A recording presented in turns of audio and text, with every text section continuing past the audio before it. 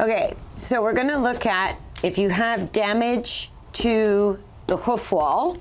This could be a crack, it could be a chip, or this guy happened to lose his shoe and the farrier was just here and put another shoe on, but because he was without a shoe, I've got a little bit of clay in there, because he was without a shoe, he broke off his toe, and so the front of his hoof wall is not really clean. So the shoe is sticking out here, so it'll support the growth of the hoof wall again. But you can see all that jagged. Come here, let's step you up again. I know you're getting impatient. Step up. Do I still have him in the camera? Mm-hmm. Okay, so it's this part here where the hoof wall has broken off and the front of the toe is chipped. It's more cosmetic than it is functional. I mean, he's sound on it, he's fine on it, but what this does open up when you have chips or cracks or something like this, because he lost a shoe, it took a week to get the shoe back on, so he broke his toe off. That can open up the hoof to white line. So white line disease is picked up, it's a bacteria that they get out of the soil from the ground. And when you have this kind of exposure where there's no hoof wall, the bacteria can get up in between the hoof wall and the lamina, which is called the white line. So white line disease is an infection that sort of spreads like wildfire. It's not fun to deal with. They usually have to Dremel off part of the hoof wall and you treat it and you have to keep them clean and dry until it heals. It can be a big deal.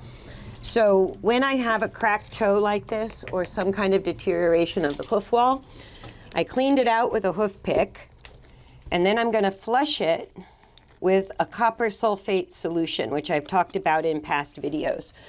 So I'm just going to get all the dirt out of there, and the copper sulfate will sort of act to disinfect.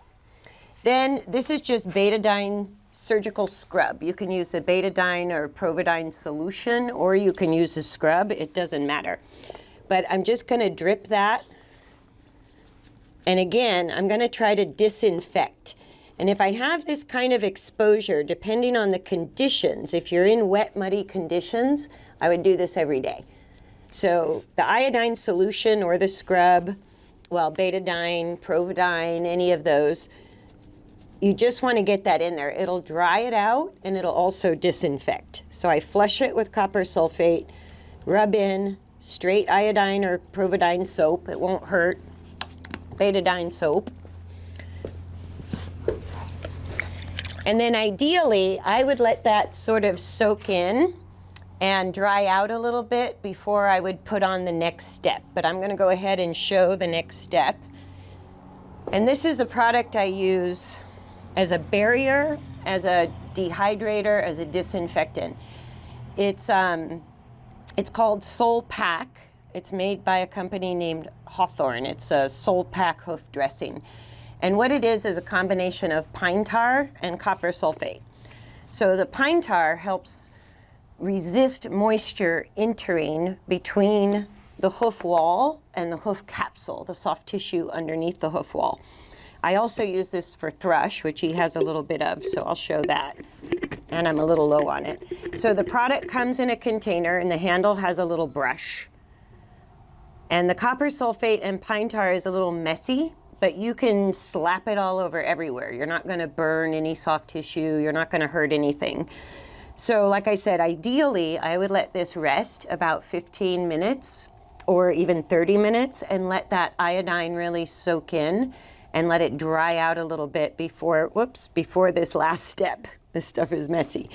Then the last step is, I'm just gonna paint over that exposed area with a thick coating, of the Soul Pack. You can use straight pine tar, which is available.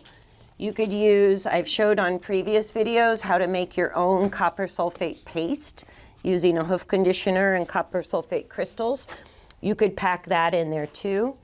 You could use Keratex or a hoof hardener. You would not want to ever use a hoof conditioner because a hoof conditioner is meant to soften.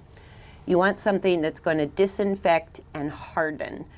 And basically that just prevents or deters the horse from picking up that bacteria that creates white line disease.